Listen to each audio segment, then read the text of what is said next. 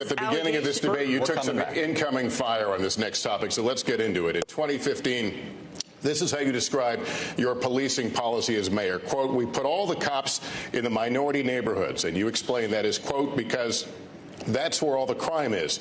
You went on to say, and the way you should get the guns out of the kids' hands is to throw them against the wall and frisk them.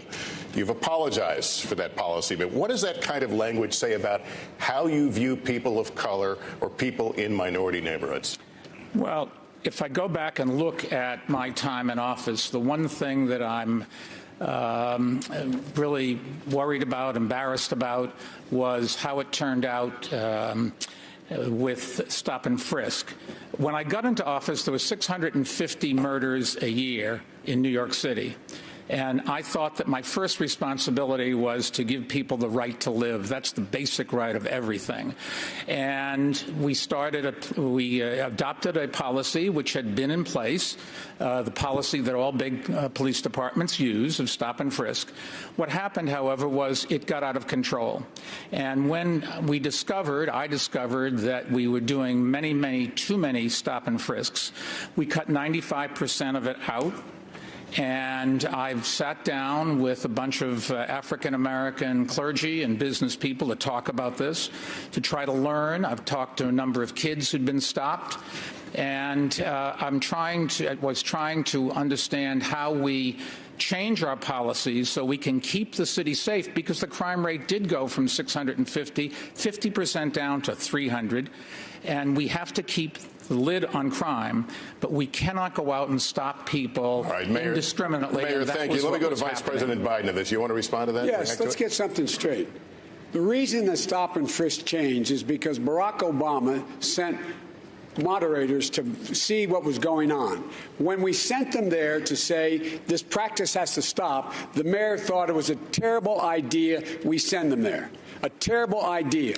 Let's get the facts straight. Let's get the order straight. And it's not whether he apologized or not. It's the policy. The policy was abhorrent, and it was, in fact, a violation of every right people have. And we are the one.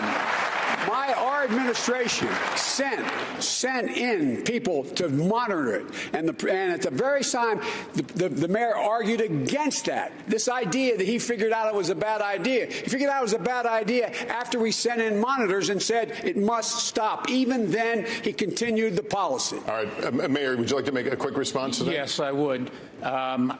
I've apologized, I've asked for forgiveness, but the bottom line is that we stopped too many people, but the policy, we stopped too many people, and we've got to make sure that we do something about criminal justice in this country. There is no great answer to a lot of these problems, and if we took off everybody that was wrong off this panel, everybody that was wrong on criminal justice at some time in their careers, there'd be nobody else up here. Senator Warren. Let's be clear. I'm sorry, who did you call on? Senator Warren. Sorry. I do think that this really is about leadership and accountability. When the mayor says that he apologized, listen very closely to the apology. The language he used is about stop and frisk. It's about how it turned out.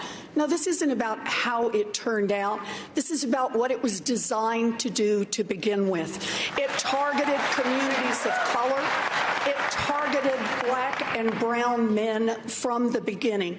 And if you want to issue a real apology, then the apology has to start with the intent of the plan as it was put together and the willful ignorance day by day by day of admitting what was happening, even as people protested in your own street, shutting out the sounds of people telling you how your own policy was breaking their lives. You need a different apology. Senator, here, thank Mr. you. Mayor. Chuck,